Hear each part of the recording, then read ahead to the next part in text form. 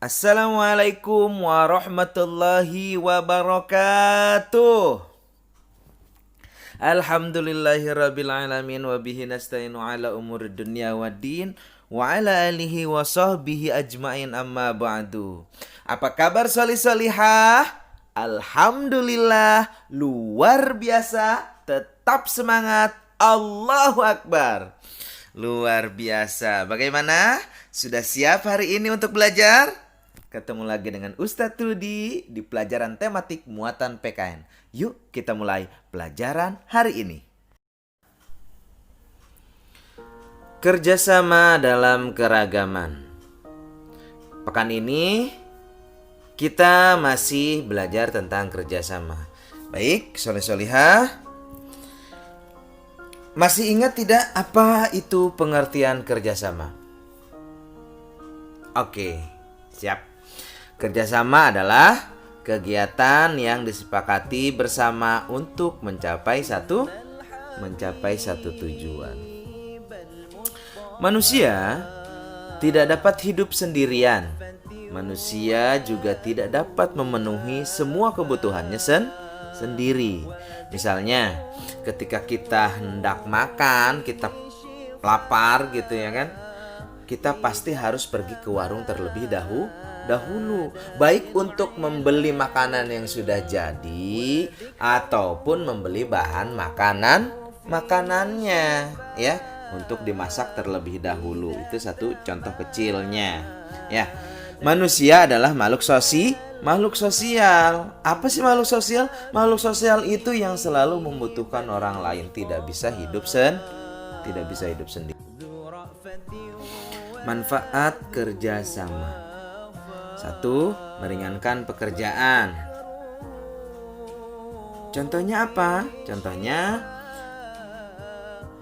satu anak menyapu kelas dibandingkan dengan 8 anak yang menyapu kelas. Maka siapa yang akan lebih cepat selesai?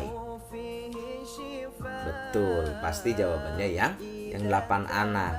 Itu salah satu contoh daripada manfaat kerjasama. Terus yang kedua apa? Yang kedua, membuat pekerjaan akan lebih cepat selesai. Tadi contohnya ya. Ketiga, meningkatkan rasa persatuan dan kesatuan ya. Jadi bisa menimbulkan rasa akrab ya. Saling bantu membantu, bahu membahu ya, saling membutuhkan antar sesama ya.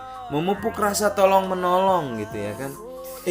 Tolongin dong, ini bangkunya diangkat ke atas meja gitu ya kan, biar gampang nyapunya. Kamu yang ngangkatin meja dong, kamu yang ngelurusin mejanya dong gitu ya kan. Nah itu gitu ya kan, akan memupuk rasa gitu ya kan, saling tolong menolong gitu ya kan. Jadi tidak hanya ahwatnya aja mungkin yang nyapu, mungkin bagian yang ihwannya yang ngangkat-ngangkat kursi ke atas meja, yang meluruskan barisan-barisan mejanya, seperti itu ya. Jadi bisa tercipta kerukunan, memperkuat hubungan kekeluargaan ya, menimbulkan rasa akrab, keakraban, tercipta hubungan yang akrab ya, saling membutuhkan antar sesama. Kerjasama di lingkungan sekolah. Oke, kerja bakti dengan teman-teman di sekolah adalah contoh kerjasama dalam keragaman di sekolah ya. Tadi salah satu contohnya yaitu piket di kelas bisa, menyapu halaman juga bisa ya. Itu salah satu contoh kerjasama di lingkungan sekolah. Menjelaskan bentuk-bentuk kerjasama di kelas. Ya tadi yang udah Ustadz contohin ya. 1. Piket di kelas. Salah satu kegiatan kerjasama yang dilaksanakan di kelas yaitu 1. Piket kelas. Ya, apa itu piket kelas? Piket kelas adalah kegiatan membersihkan ruang kelas yang dilakukan setiap hari. Setiap siswa mendapatkan kesempatan yang sama untuk melaksanakan piket kelas.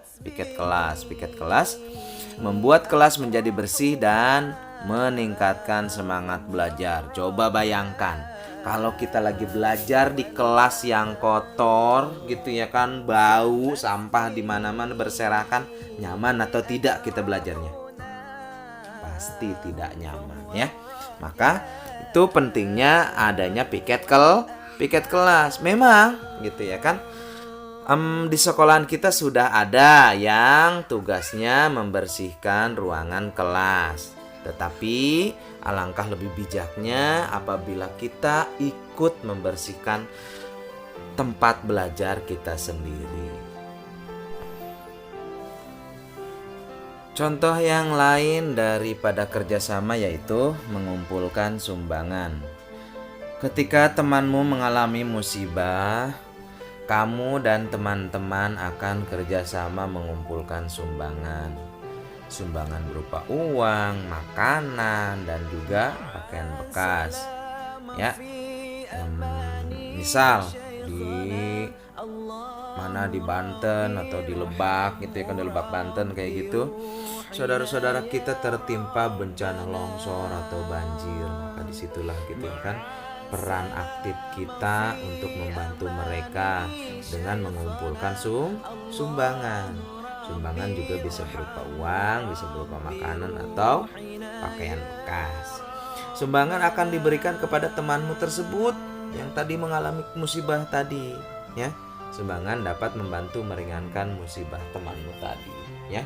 Jadi kalau kitanya tidak peduli gitu ya kan, siapa yang akan menolong mereka? Siapa yang akan menolong teman-teman kita di sana? Ya. Oke, selanjutnya yaitu mengerjakan tugas kelompok. Kerja kelompok membutuhkan kerjasama antar anggota kelompok. Suatu pekerjaan yang dikerjakan bersama akan cepat selesai. Tadi sudah kita bahas ya. Contoh kerja kelompok yaitu bisa diskusi, membuat prakarya, presentasi di depan kelas ya. Baik soleh-solihah, pelajaran hari ini dari Ustadz cukup. Kurang lebihnya Ustadz mohon maaf. Billahi taufiq wal hidayah. Wassalamualaikum warahmatullahi wabarakatuh. Insyaallah pekan depan kita bertemu kembali.